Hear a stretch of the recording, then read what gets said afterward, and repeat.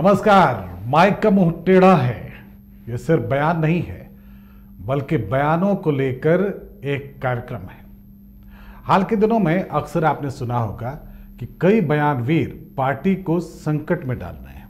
यह अलग बात है कि जब बयानवीरों पर संकट बढ़ता है तो वे सारा ठिकरा इस बात को लेकर फोड़ देते हैं कि उनके बयानों को तोड़ मरोड़ कर रखा गया और उन्होंने दरअसल वो नहीं कहा जो समझा गया। तो आप सभी बयानवीरों को समर्पित है ये कार्यक्रम माइक का मुंह टेढ़ा है। इस कार्यक्रम में हम बताएंगे कि दरअसल आंगन टेढ़ा है, आपको तो नाचना आता ही है।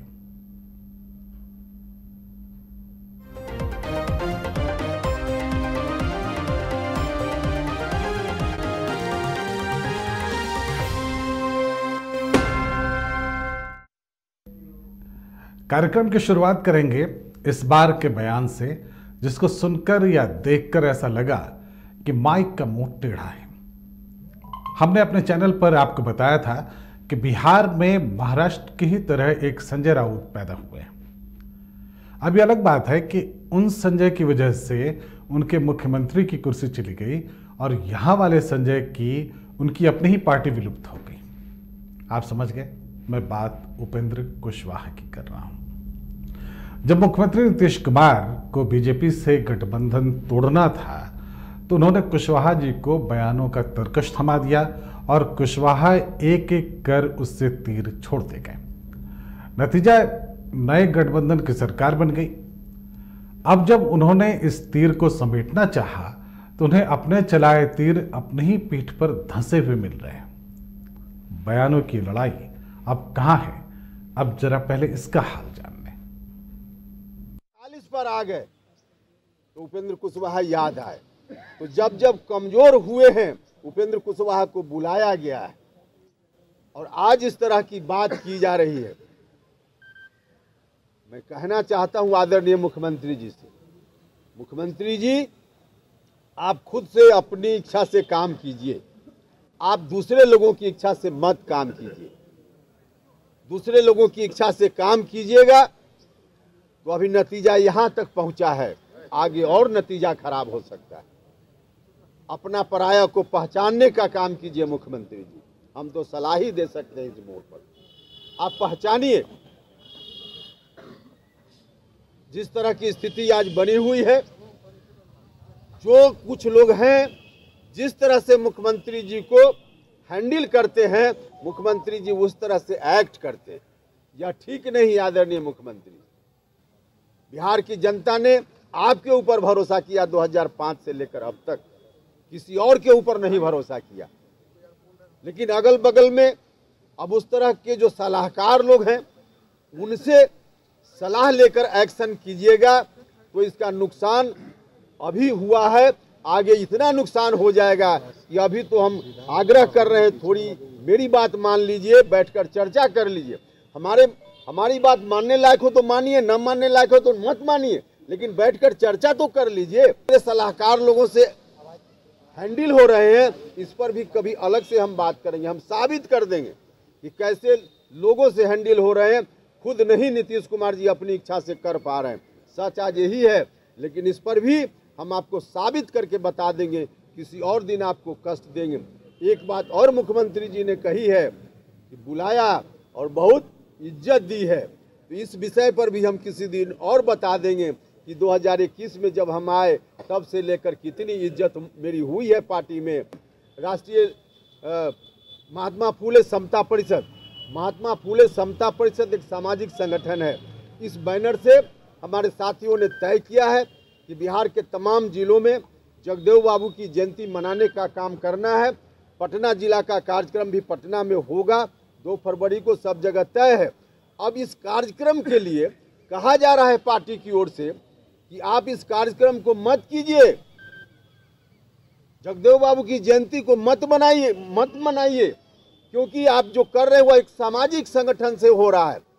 भैया, सामाजिक संगठन से, गैर राजनीतिक मन से, महाराणा प्रताप जयंती कोई पार्टी के बैनर से नहीं हुई है, अलग संगठन से, गैर राजनीतिक संगठन से जयंती हुई है। पार्टी में कौन व्यक्ति नहीं है जो सामाजिक संगठनों से अलग अलग जुड़ा हुआ नहीं है, तो और लोगों के कार्यक्रम में बिल्कुल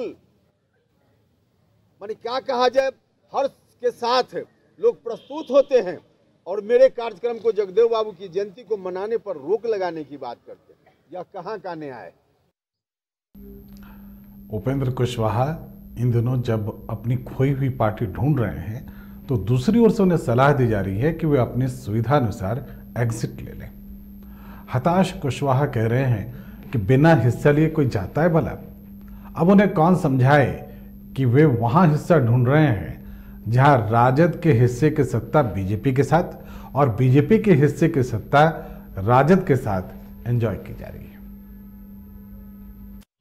जरा जान लीजिएगा, लेकिन हाँ आप देख लीजिए ना, समस्या ये है कि बाकी लोगों का तो अपना महत्व है, हम लोग कहीं हम किसी का नुकसान नहीं करते, समझ गए ना, अन्ना कोई अपना लाभ हम लोग लेते हैं। हम तो समाज की पढ़ाई उत्थान के लिए काम करते रहते हैं, लेकिन अब बीच में शराबबंदी वगैरह कर दिए तो कई लोग खिलाफ हो गया, तो वो अलग चीज है। तो हम अपना काम में लगे रहते हैं। महिला सबको जरा जा करके देख लीजिए, जो भी जाते हैं देखते हैं ना कि क्या सब में खुशी देखते हैं, तो सब चीज तो किया ही जा रहा है। और जब चलिए तो देखिए ना, कोई खास जाति, सभी जातियों की, सभी धर्मों की, लड़के लड़की, महिलाएं पुरुष सब मिलेंगे और सब अपनी बात कहते हैं, अपनी समस्या हम सब लोग देखते हैं, इसी के लिए हम घूम रहे हैं। लेकिन कोई भी दल के अंदर कोई जिसको इज्जत दिए हुए अगर वहाँ से कोई बात आती है तो हम आप लोगों से प्रार्थना करेंगे कि इन सब चीज़ों पर अब हमसे मत पूछिएगा। कांग्रेस के भारत जोड़ो यात्रा में शामिल हो रहे हैं, आप अपने संतान के सर पर हाथ रख के कसम खाइए कि ये सब बात जो मैं कह रहा हूँ वो झूठ नहीं, क्या पता क्या बोल रहा है, इसका कोई मतलब है? आप कोई संतान की बात है, आप तो जान रहे हैं, आप तो नई पीढ़ी के लोग हैं, इन लोगों से और पुराने लोगों से पूछ लीजिए शुरू से हम लोग क्या काम किए, तो इस सब का कोई मतलब नहीं सर। इधर भी और मेरी तो कोई रुचि नहीं है इन सब चीज़ों में, हमारा रुचि तो काम में। अब हम आश्चर्य हमको लग रहा है, अब प्रतिदिन मत पूछिए, अब कृपा करके आज के बाद पूछिएगा, हम आपको प्रणाम करेंगे। कुशवाहा जी बोले हैं, सर कुशवाहा जी बोले हैं कि जेडीयू 43 सीट पे आ गई है, तब उनको उपेंद्र कुशवाहा का याद आता है। देखिए, कोई आदमी सपोज करिए कि चले गए, आए, स्वागत दे दिए, आ गए, अब उसके बाद हम लोग नहीं कुछ करेंगे, जो मन करे वो करें। पार्टी की तरफ से इन सब चीज़ों का कोई मतलब नहीं। भाई जो मर्जी करे, जो मर्जी करे, 43 सीट हम लोग जिए, वो कोई सीट नहीं जिया, फिर चला आया यहाँ, तो काहे के लिए आया था जब 43 सीट हम लोग जिए तो?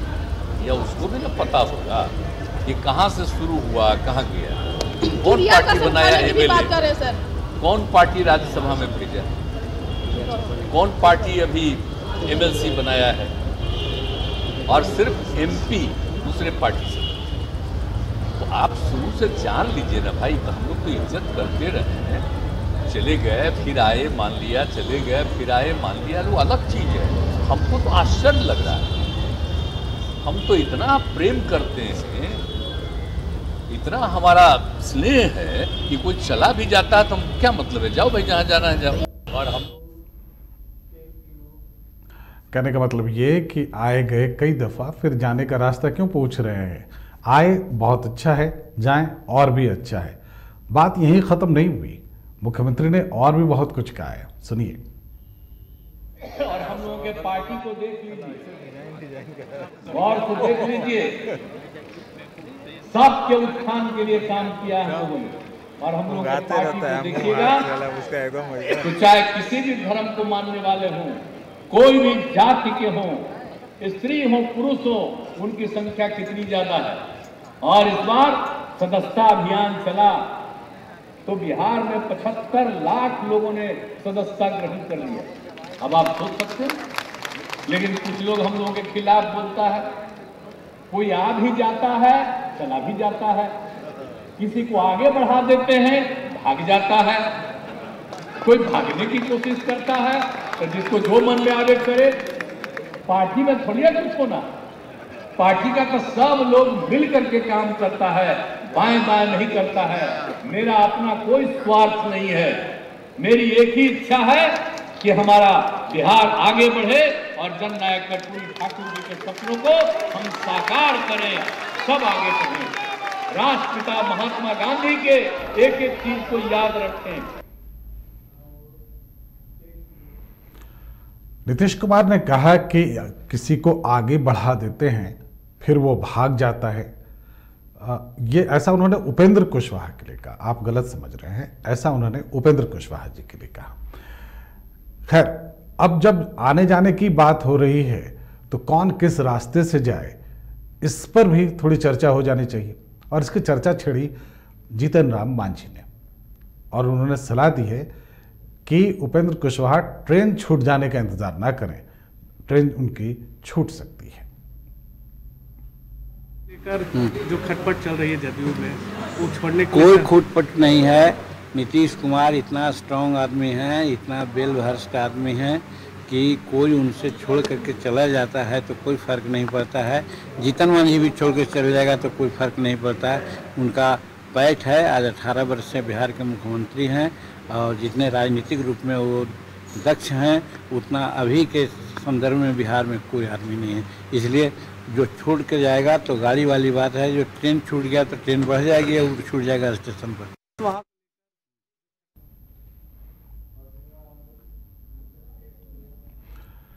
ये चर्चा सिर्फ यहीं ख़त्म नहीं होगी। सिर्फ बयान वीर तक हम अपनी बातों को सीमित नहीं रखेंगे। इन दिनों कई सारे माइक वीर भी घूम रहे हैं, जो माइक लेकर किसी के मुंह के सामने खड़े हो जाते हैं या हम कहें किसी के मुंह में डाल देते हैं। उन पर भी हम चर्चा करेंगे, फुर्सत में करेंगे, क्योंकि बिहार में ये प्रवृत्ति बढ़ रही है और हम कोशिश करेंगे उन सबको यहाँ स्थान दे दें, क्योंकि उनकी माइक का मुंह भी टेढ़ा है। खैर, माइक का मुंह टेढ़ा है, इसमें बयानों की कमी कभी नहीं आएगी, मुझे तो कम से कम ऐसा लगता है। फिर भी अगर कभी आए तो मुझे आपकी सलाहों की जरूरत होगी। आज इतना ही, फिर मिलेंगे। माइक का मुंह टेढ़ा है।